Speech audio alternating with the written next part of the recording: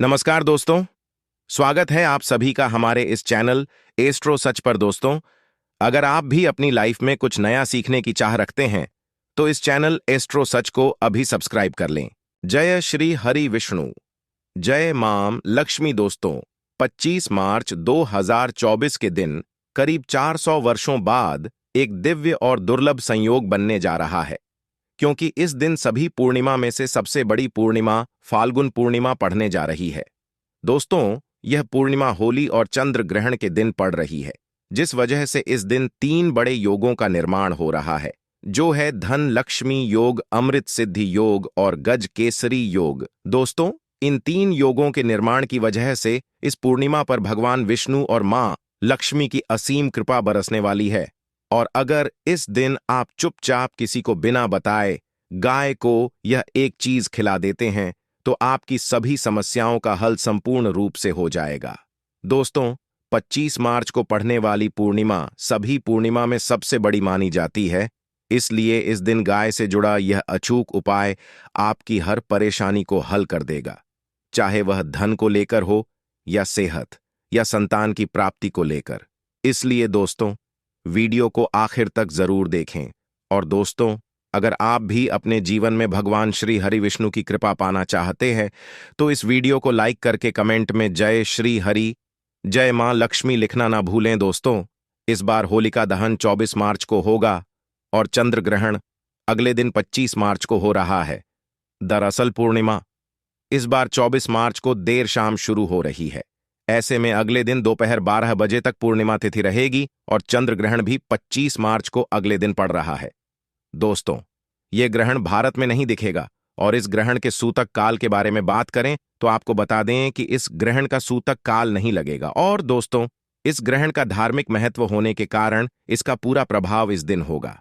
यह ग्रहण साल 2024 का पहला चंद्र ग्रहण 25 मार्च 2024 को सुबह 10:24 से लेकर दोपहर 3:01 तक है।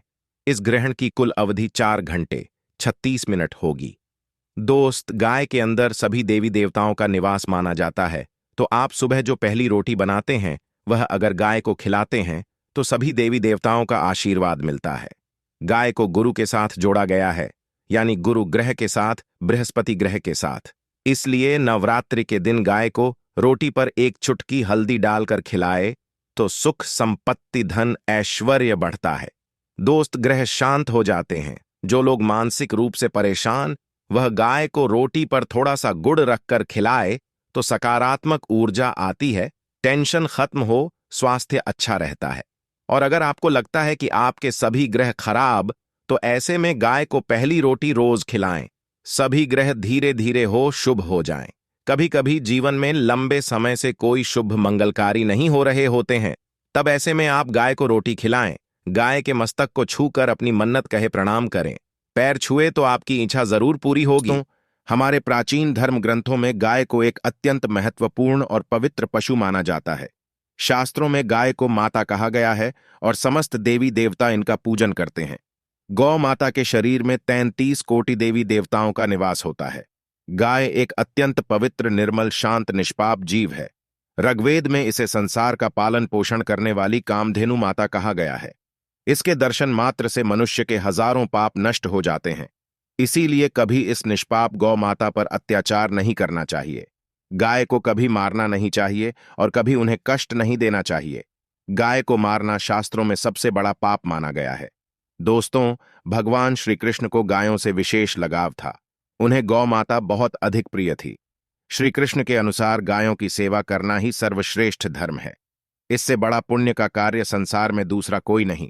कलयुग की भविष्यवाणी करते हुए भगवान श्री कृष्ण कहते हैं कि कलयुग में जब धर्म का लोप हो जाएगा तब मनुष्य गाय की सेवा नहीं करेंगे। मनुष्य केवल दूध के लिए ही गाय को पालेगा। दूध के लिए वह गाय को बहुत कष्ट देगा, जिसके परिणाम स्वरूप कलयुग में पाप और अधम उसके चरम पर होगा। कलयुग के का लक्षण बताते हुए श्री कृष्ण कहते हैं, जब संसार से गायें समाप्त हो जाएंगी तब कलयुग का अंत होगा। जो मनुष्य कलयुग में भी गाय की निस्वार्थ भाव से सेवा करेगा वह सुख समृद्धि प्राप्त करेगा। जो स्त्री रसोई में बनी पहली रोटी गौमाता को खिलाएगी वह सदा सुहागिन और सौभाग्यशाली रहेगी। जो लोग अपने घर में गाय से प्राप्त पंचगव्य को भर में रखेगा उसके घर में कभी दुख दरिद्रता नहीं आएगी। दोस्तों, हमारे धर्म के सभी शास्त्रों में गाय की सेवा को ही सर्वश्रेष्ठ माना गया है। जो व्यक्ति प्रतिदिन किसी न किसी तरह से गौ माता की सेवा करता है, वह सबसे अधिक पुण्यवान बन जाता है। गांव में तो मनुष्य को गाय की सेवा करने का अवसर प्राप्त होता है, लेकिन शहरों में गाय के दर्शन आसानी से नहीं हो पाते हैं। इसीलिए मनुष्य को गौशाला में जाकर गाय की सेवा करनी चाहिए अथवा गौशाला के लिए दान धर्म करने चाहिए। इसके अलावा आप अपने घर में ही गौ माता की मूर्ति रखकर उनकी पूजा जरूर करें। इससे भी माता कामधेनु का आशीर्वाद प्राप्त होता है। शास्त्रों में गौ माता को मां लक्ष्मी का रूप माना गया है, इसीलिए उनकी पूजा करने से दरिद्रता दूर होती है। प्राचीन काल से ही गौमाता की सेवा और संरक्षण करने की परंपरा चली आ रही है। कई ऋषि मुनि अपनी कुटिया में गायों का पालन करते थे तथा राजा महाराज गायों का दान करते थे। गायों के दान को सबसे बड़ा दान कहा गया है। गाय का दान करने से सभी जन्मों के पाप नष्ट हो जाते हैं और मनुष्य को मोक्ष की प्राप्ति होती है। आज हम आपको गौमाता के संबंध में बहुत ही महत्वपूर्ण बातें बताने जा रहे हैं। गाय की पूजा कैसे करनी चाहिए, गाय को कौन सी चीजें खिलाने से कौन सा फल मिलता है तथा गाय के किस अंग को स्पर्श करने से दरिद्रता दूर होती है आदि के बारे में हमारे शास्त्रों में बहुत ही महत्वपूर्ण ज्ञान दिया गया है। हमारी अत्यंत पूजनीय गौ माता के बारे में आप सभी को यह बातें अवश्य जान लेनी चाहिए। इससे आपके जीवन से सभी प्रकार के कष्ट दूर होंगे। दोस्तों, कई बार महिलाएं जाने अनजाने में गाय को कुछ चीजें खिला देती है, जिससे मां लक्ष्मी क्रोधित हो जाती है। शास्त्रों में कहा गया है कि ये चीजें गाय को कभी नहीं खिलानी चाहिए। इससे मनुष्य के जीवन में दुर्भाग्य आता है और उसे किसी भी कार्य में सफलता नहीं मिलती है। तो चलिए जान लेते हैं गौ माता के विषय में महत्वपूर्ण नियम। सबसे पहली बात है, दोस्तों, गौ माता के दर्शन करना बहुत शुभ होता है। शास्त्र कहते हैं, रोज सुबह गाय के दर्शन होने से पुण्य की प्राप्ति होती है और सुबह गोबर के दर्शन होने से लक्ष्मी की प्राप्ति होती है। अगर किसी महत्वपूर्ण कार्य के लिए जा रहे हैं और अचानक ही गौ माता आपके रास्ते में आ जाती है, तो वह कार्य निश्चित ही सफल हो जाता है। किसी भी यात्रा पर निकलते समय अगर गौ माता के दर्शन हो जाएं, तो वह यात्रा सुखपूर्वक पूर्ण हो जाती है। इसमें संशय नहीं है। ज्योतिष शास्त्र के अनुसार कुंडली में यदि पितृदोष होता है, तो अन्य उपायों के साथ साथ गौमाता को प्रतिदिन रोटी और घास खिलाने से लाभ होता है और पितृदोष से मुक्ति मिलती है। इसी तरह कुंडली में यदि शनि की 7.5 या महादशा है, तो हर शनिवार और अमावस्या को काले रंग की गाय को घास या रोटी खिलाएं और उसकी पूजा करें। इससे शनि दोष कम होता है। गौमूत्र यानी कि गाय का मूत्र बहुत ही उपयोगी, पवित्र और स्वास्थ्य की दृष्टि से अत्यंत हितकारी होता है।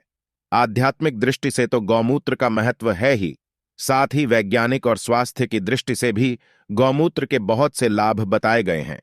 गौमूत्र में बहुत से खनिज पदार्थ और स्वास्थ्य वर्धक तत्व होते हैं, जो हमारे शरीर की शुद्धि करते हैं और बहुत से रोगों से भी बचाते हैं।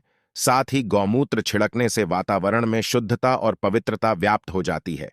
इसीलिए हमारे शास्त्रों में शरीर को निरोगी रखने के लिए प्रतिदिन गौमूत्र का सेवन करने तथा घर में गौमूत्र छिड़कने के लिए कहा गया है।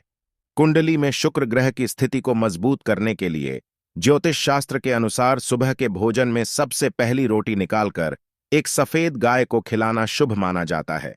अगर आपकी कुंडली में बुध ग्रह कमजोर है या आपको किसी कारण इसके दुष्प्रभाव झेलने पड़ रहे हैं, तो हर बुधवार के दिन गाय को हरा चारा खिलाना शुरू कर दें। इससे बोध से जुड़े दुष्प्रभाव दूर होंगे और आपको तमाम समस्याओं का हल मिल जाएगा। अगर कुंडली में मंगल दोष है, जिसके कारण आपके जीवन में कई तरह की परेशानियां हैं, तो लाल रंग की गाय की सेवा करें। मंगलवार के दिन गाय का पूजन करें और उसे गुड़ और चने आदि खिलाएं। बृहस्पति ग्रह को जीवन के सभी मांगलिक कार्यों का कारक माना जाता है। ऐसे में अगर किसी व्यक्ति के जीवन में विवाह आदि मांगलिक कार्यों में विघ्न निर्माण हो रहे हैं, तो उन लोगों को कुंडली में बृहस्पति ग्रह की स्थिति को मजबूत करने के लिए रोटी पर गुड़ और चने रखकर गाय को खिला देना चाहिए। इससे आपको शुभ परिणाम प्राप्त होते हैं। अगर घर में अशांत दी है, लड़ाई झगड़े होते रहते हैं, तो घर में सुख शांति बनाए रखने के लिए घर के अंदर गाय के गोबर से बने उपले को जलाना चाहिए और उसका धुआं संपूर्ण घर में फैलाना चाहिए। इससे घर की नकारात्मक ऊर्जा नष्ट होती है और सकारात्मक ऊर्जा में वृद्धि होती है। गाय के दूध, दही, घी, गोबर और गौमूत्र से बनने वाले मिश्रण को पंचगव्य कहते हैं। पंचगव्य को पापनाशक कहा जाता है और हिंदुओं की एक धार्मिक विधि प्रायश्चित करने में इसका उपयोग किया जाता है। पंचगव्य को बनाने वाली सभी वस्तुएं अत्यंत उपयोगी होती हैं, जो स्वास्थ्य के लिए लाभदायक तो है ही, साथ ही औषधीय गुणों से भी भरपूर है दोस्तों। अगर आपके द्वार पर माता आती है तो उसे बिना रोटी खिलाएं जाने मत देना, नहीं तो आपको दुर्भाग्य का सामना करना पड़ेगा। क्योंकि जिसके द्वार से गाय बिना कुछ प्राप्त किए लौट जाती है, उसके घर से लक्ष्मी भी चली जाती है। प्रत्येक स्त्री को प्रतिदिन गाय के लिए एक रोटी बनानी चाहिए और प्रेम से गौ माता को खिलानी चाहिए। इससे गौ माता का आशीर्वाद प्राप्त होता है और मन की इच्छाएं पूर्ण होती हैं। कुछ लोग गौ माता को बासी भोजन अथवा जूठन खिला देते हैं। इस शास्त्र में पाप माना गया है। आप किसी अन्य पशु को खिला सकते हैं, लेकिन गाय को कभी जूठन नहीं खिलाना चाहिए। भूख लगने के कारण गौमाता उस अन्न को ग्रहण कर लेती है, लेकिन इसका पाप उस व्यक्ति को लगता है जो गौ माता को ऐसा बासी भोजन खिलाता है। गाय एक शाकाहारी और पवित्र पशु है, इसीलिए गाय के भोजन में कभी मांस, अंडे आदि चीजें नहीं डालनी चाहिए। ऐसा करने से महापाप लगता है। यदि आपकी कुंडली में चंद्र दोष है और जिसके कारण लगातार परेशानी उठानी पड़ रही है, तो आप यह एक उपाय जरूर करें। आप रोटी पर सफेद मक्खन, नमक और घी लगाकर गौ माता को खिला दें। यदि शनि दोष है तो आटे में थोड़े काले तिल मिलाकर रोटी बनाकर गौ माता को खिला दें। इससे शनि दोष समाप्त होता है। मंगल दोष को दूर करने के लिए रोटी पर हल्दी लगाकर गाय को खिलाना चाहिए। अगर घर में धन की समस्या है तो गुरुवार के दिन गाय को केले का फल खिलाना चाहिए। इससे दरिद्रता दूर होती है। दोस्तों, गौमाता की पीठ पर एक उभरा हुआ कुबड़ होता है। उस कुबड़ में सूर्य केतु नारी होती है। जब भी आपके द्वार पर गौमाता पधारे, आप इस कुबड़ को एक बार जरूर स्पर्श करें। इससे आपके जीवन से सभी दुखों का अंत होगा और धन संपत्ति की प्राप्ति होगी। शास्त्रों में कहा गया है, जो मनुष्य तन मन धन से गौ माता की सेवा करता है, वह मृत्यु के बाद वैतरणी नदी को गौ माता की पूंछ पकड़कर पार कर लेता है। उसकी अकाल मृत्यु नहीं होती है और उसे मोक्ष की प्राप्ति होती है। जिस व्यक्ति के भाग्य की रेखा सोई हुई है, अगर वह व्यक्ति अपनी हथेली पर रखकर गौ माता की जेब से जताता आता है, तो उसकी सोई हुई भाग्य रेखा खुल जाती है और उसका दुर्भाग्य सौभाग्य में परिवर्तित हो जाए आता है। तो दोस्तों, इस प्रकार से आप सभी गौ माता की सेवा जरूर करें। उम्मीद है आपको यह जानकारी अच्छी लगी होगी। वीडियो को लाइक जरूर करें।